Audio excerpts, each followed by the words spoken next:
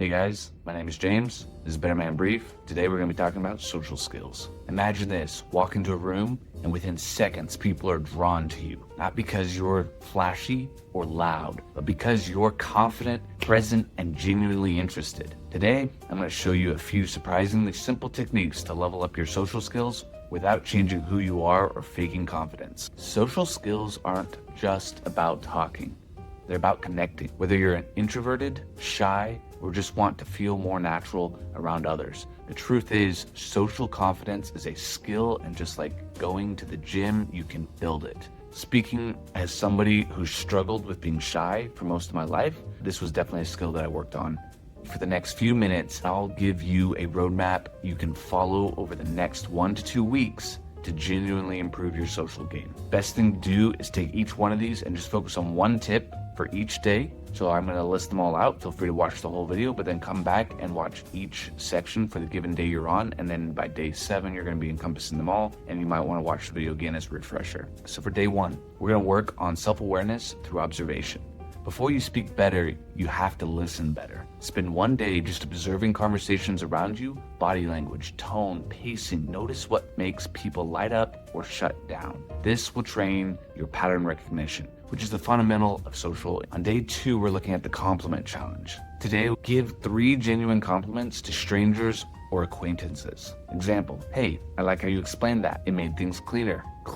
It builds confidence, forces you to observe something positive in others, and it strengthens your conversational courage. On day 3, we're going to do a conversation starter. Pick a public spot, coffee shop, campus, gym, and start 5 short conversations. Start with simple questions like, do you know where the blank is? Focus on being warm, not witty. Your goal is reps and perfection. It is okay to walk up and ask somebody something that you know where it is. Just to make it obvious that's what you're doing. This is again getting used to and being comfortable with going up to a stranger and talking to them. Sometimes it might be helpful to start with the same gender, maybe the opposite gender, maybe someone who's a lot older than you. Figure out what's going to be a nice balance, because again, this is you building the confidence of just interacting with people that you don't know, but in a comfortable way. All right, on day 4, we're going to do the body language upgrade. This is you focusing on how you present yourself as you go about your day-to-day. Record yourself talking or standing. Work on 3 key things. Eye contact. Look at the person when speaking and listening. Huge for conveying that you're there present with them. Posture. Shoulders back, feet shoulder width apart. This will make you feel more confident, and it'll start to spread and be contagious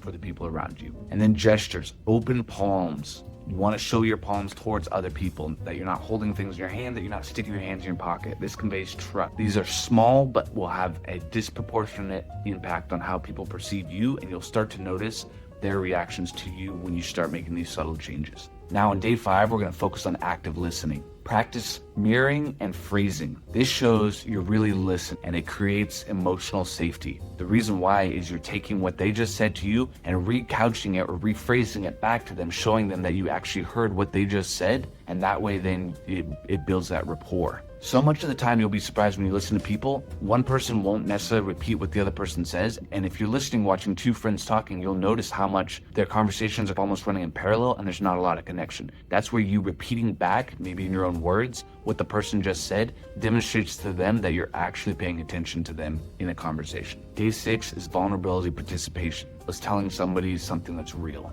Example, I used to struggle with this too, or honestly, I was really nervous about that. Vulnerability makes you relatable, and it opens the door for deeper connection. With that caveat, don't try to be vulnerable about something that isn't true about you. It'll create a disconnect, and if people ever find out further down the road that was something you just made up, it'll fracture that relationship. Best case scenario, find something you feel comfortable being vulnerable about, and find a person you're okay letting them know that part about you, and then watch their reaction to you. This is a slow game as you get comfortable being vulnerable around people. Now we've come to day 7. This is the social sprint. It's time to push yourself. Go to the social event or gathering and apply everything you've learned throughout the week. Make eye contact, ask open-ended questions, smile, say people's names, give a sincere compliment. This is your test date, but also your breakthrough. You're going to be amazed at how you feel coming out of that party and how much people interact and react to you based on the things you're doing. And again, because at day 2, you've gotten really good about noticing how other people act and react. So you're going to start noticing how, as you change what you do, it changes their reactions to you. All right. Now, for a little bit of the psychology behind this, why it works. Repetition rewires your brain. The more you do something, the less anxiety you'll feel doing it. Small wins equals confidence. You don't need to become a social butterfly overnight. Just take steps daily. Connections are chemical. Eye contact releases oxytocin. Touch, laughter, and shared stories build trust through dopamine and serotonin. You're not just learning social tricks. You're building human wiring that's been natural for thousands of years, and you're reactivating it. An important thing to know is if you think you're doing a social trick, recognize you're causing the same chemical reaction in yourself that you're causing in the other person. The difference is you're shifting from being a passive participant to an active agent. So instead of waiting for someone else to be the active agent, you now are that active agent, creating the positive outcomes you're wanting in the social situation. And the reason why people are going to want to be around you is because they want to have those positive interactions. But a lot of people either don't feel comfortable being that agent, or most commonly, they don't know how to be that agent that they want to be.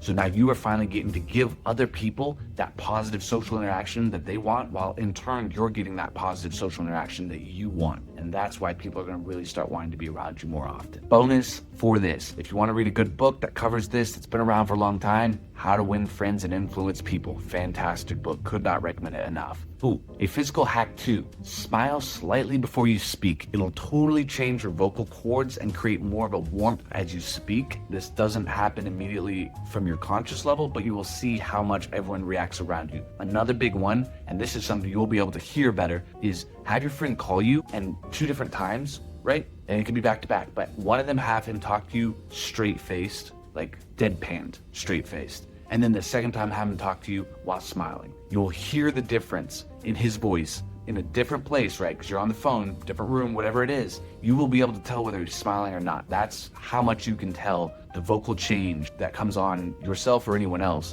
if you smile a little bit before you start talking. So that's another good tip to add. All right, with that, this has been Better Man Briefs. Hope this helps. Get out there, have fun. Biggest thing is take action. The best way to improve, really the only way to improve, is getting out there and taking action. Take these tips, practice what you can, but at the end of the day, go out, try whatever you failed at, correct that, get out there, try again. That's the only way you're really going to improve. And within a few weeks to several months, your friends are going to look at you and wonder who you are and where you came from. How are you this charismatic? I know as somebody who struggled for years being incredibly shy, this was something I literally bought courses online of how to do this, how to improve. And so literally I'm just boiling down some of the lessons I got from lots of different courses I took online on how to improve the social skills. So I hope this helps. Go out there, try it, see what works for you, keep improving. You're going to get better. Biggest thing is just don't stop and you'll be there.